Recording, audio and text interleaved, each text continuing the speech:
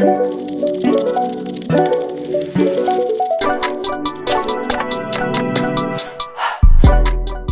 guys, welcome back for episode 19. Last week we broke down B2B metrics that actually matter and why vanity stats like followers and impressions don't tell the full story. This week we're going to be zooming out to the bigger picture, how to structure your marketing strategy from the ground up using the RACE framework. And this is a system that we use with every single client to guide content, campaigns, and reporting. Exactly. There's a couple of different frameworks that we use when we're planning. The first one is SourceStack, which we'll talk about in a different podcast.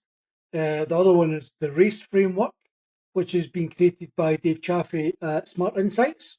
And he's actually wrote a lot of books and things like that as well on digital marketing and things. And it's pretty much designed for practical modern digital marketing. It's a four-stage model that mirrors the customer journey.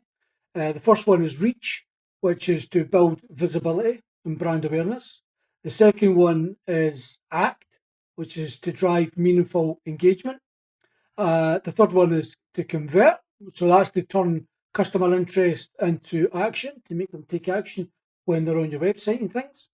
And the final one is engage, which is to keep customers coming back. Now, there is another one which has kind of been mentioned throughout Dave's book and things like that, and that's the first point, which is actually planning. So before you even get to the visibility, act and convert and engage, you need to actually plan what you're going to do throughout that RACE framework. So it's often known to be called the PRACE framework as well, which kind of wraps that around the whole model itself. We use it basically to simplify planning, prioritize what we're going to be doing, and track performance. Yeah. So with the first one, which is R, reach, it's about getting in front of the right people at the right time.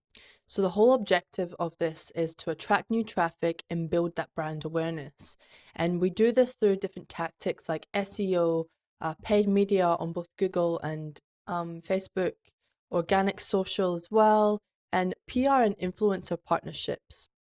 So an example is a client who scaled their organic traffic through consistent SEO content, and the metrics were impressions, reach, website sessions, and the click-through rate. And we've actually seen this with our own content recently. We've been in the habit of previously of focusing so much on our clients that we forget that we need this also.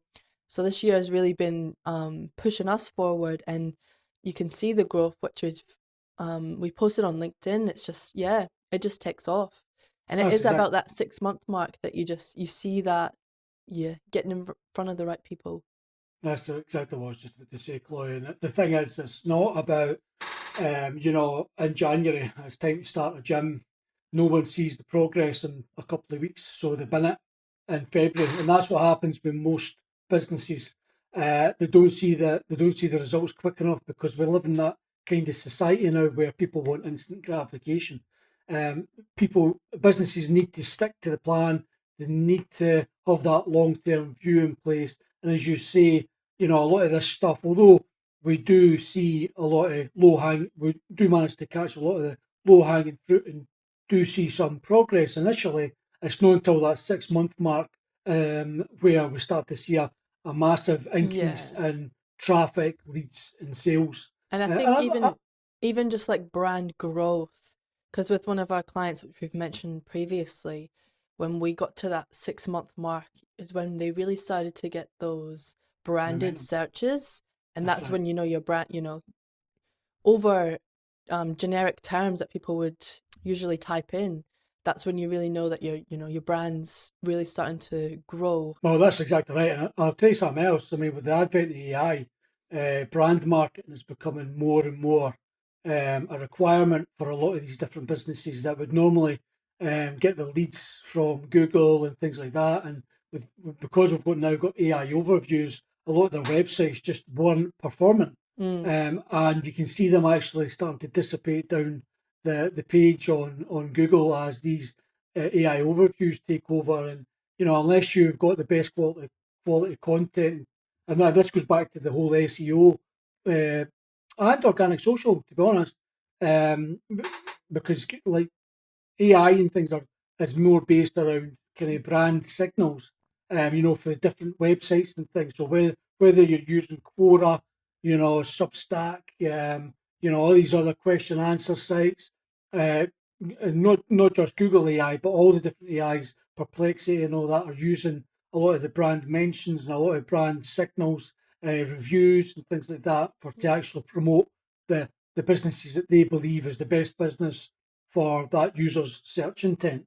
So it's hugely important to get in front of the right people with the reach method. Yeah. And of course, that then leads us on to ACT. So this is about driving consideration and engagement.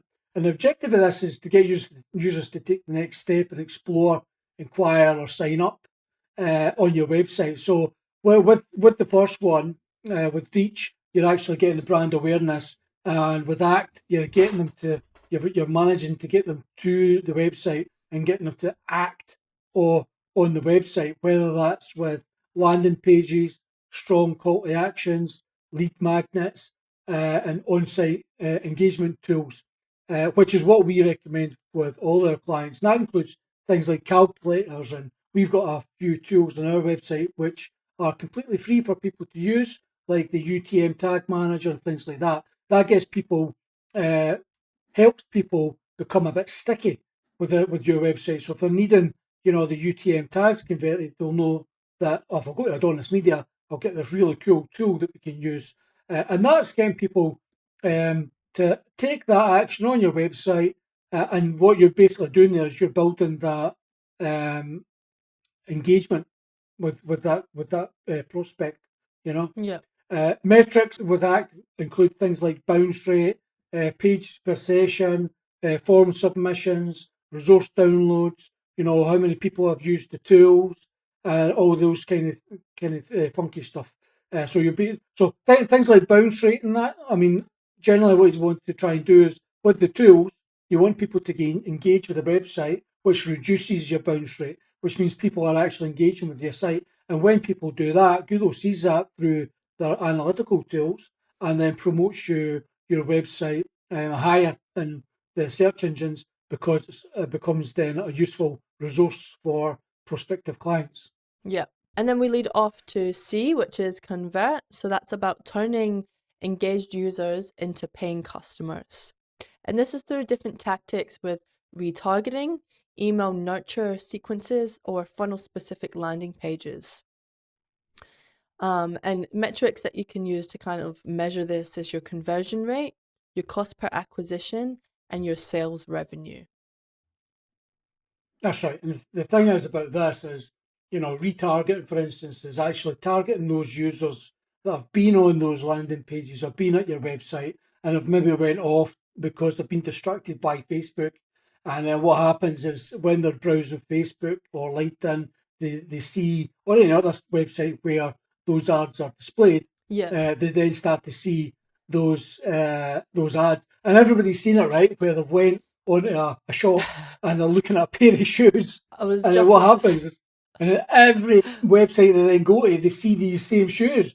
And that's essentially retargeting. That's what that is. and it makes you think, oh, it's a sign. I need to go buy these. So then, so you do end up following through with it.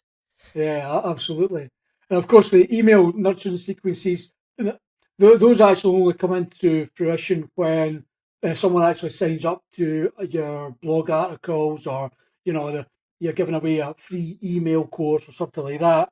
That's when those nurturing sequences would come into play, and those are really good for converting customers because it gives you the opportunity to continually nurture those customers, educate those customers, and essentially convert them. That Yeah, follows. and of course that then leads us on to the sixth point, number six, which is the engage.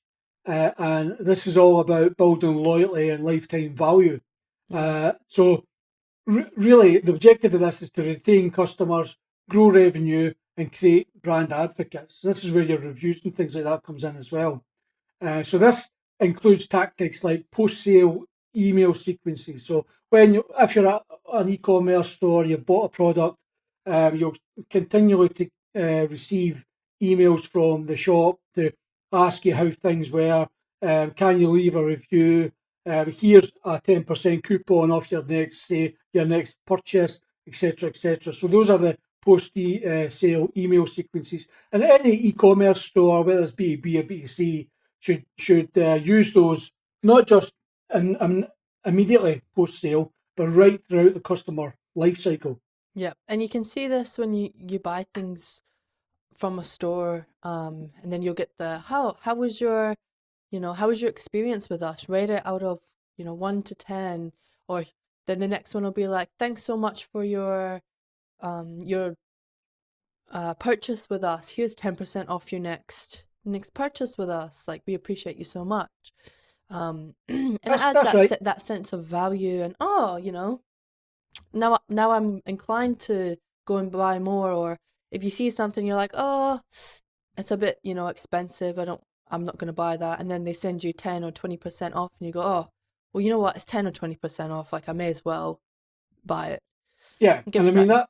that at the end of the day, that's all about relationship building to retain the customer. That's Yeah. exactly what it's all about. And the thing is, it's not just about that post sale either. It's also about kind of database reactivation. So, say for instance, you've bought something from that store, and you've not been back to the store in 3 months. The store should know that you've not been back for 3 months, so they want to reactivate you as a customer. So what they would then do is, even if it's a seasonal thing or something like that, they can, even out off the cuff where it's not seasonal, it's just out the blue. Yeah. Let's reactivate this customer, send them a 10-20% discount. It costs the shop nothing, builds value or provides value to the customer, continually nurtures them to be an advocate of your business, and everybody wins. Yeah. And that kind of leads us on to loyalty and referral programs as well, which are really quite important, especially for not just retaining customers, but building a whole tribe of community around you. You know, and we tend, I mean, pretty much every business that we've worked with, we would tend to recommend that they do this, because the long term value of this is absolutely humongous. But unfortunately, not everyone seems to stick at it because, again, going back to that whole societal thing where people want, if I'm giving somebody $250 for a referral, I want them to be giving me referrals. But people need to remember that, it's not their business at the end of the day. It's up to you to continually keep nurturing them as referral partners, Yeah. and just keep reminding them how much money they could be using. And this is where, Chloe, we were talking about this just last week, where, what we can do is we can gamify that whole loyalty program, and have leaderboards and things like that. And I know HubSpot do this because we're a HubSpot affiliate as well, over and above a supplier there. So that stuff does work. Yeah. And this kind of post sale stuff also leads on to personalised customer service. And again, this is why we help with market sales and customer success, customer service point of view, because that's hugely important as well. And I'll give you an example of this. I actually bought a couple of pillows. I never ever buy anything off that I've seen on Facebook or anything, but this particular thing hit a pain point in mine where your mum snores somewhat, and this pillow said that this ad said that this would help stop the snoring. So I jumped on it, bought 2 pillows. The customer service was almost non-existent. It took like 2 or 3 days for them to answer a service request, which just isn't good enough. I tried to cancel the order actually, but the pillows did actually arrive. So my point being there is, when you're offering customer service, don't wait 3 days to answer a customer. Your Yeah. customer wants an answer right away. And the thing is, with the advent of AI, that can actually happen. And We can chatbots. we can build AI agents for our clients, which we're building into our platform anyway, which can actually look at the client account. It can look at previous correspondence and support requests and things, and actually respond in a very engaging, helpful way. So that's something that a lot of our listeners can take heed of, I suppose, and try and utilise AI as much as you possibly can within the business to help with those, even with customer service queries. Yeah. Few metrics you can use for that as well is customer lifetime value, NPS, churn rate, and repeat purchase rate. Yeah, so NPS is Net Promoter Score. So we've all seen that whereby, after maybe 6 months of working with a company, whether it's a shop or not, what you can, and this is prevalent probably more to B2B, what they'll do is they'll get an email or a survey request from, say, Google Workspace, which we get all the time. And it basically has a survey from 1 to 10, how likely are you to recommend us as your growth partner, for instance, Yeah. and they'll say 10, and then they'll ask you, why did you give us that rating? And then what basically happens then is you collect that over a period of time, and then you can get your NPS score, and that should be something that's always grown with especially with a B2B company, and it gives you an idea of how well you're servicing your customers. Yeah. So why does the race framework actually work? It's customer centric and it mirrors how people actually buy. It removes all the guesswork and it focuses on marketing teams on what matters most. So it's really great for internal alignment. It's easy to assign responsibilities to different people in your team and measure performances across the funnel. Yeah, 100%. And the thing is that having a framework like RACE is the difference between random tactics and a revenue generating system. That's what it means. Yeah. Another thing as well, I would just like to, I think I touched on it earlier, whereby we also use the SawStack framework.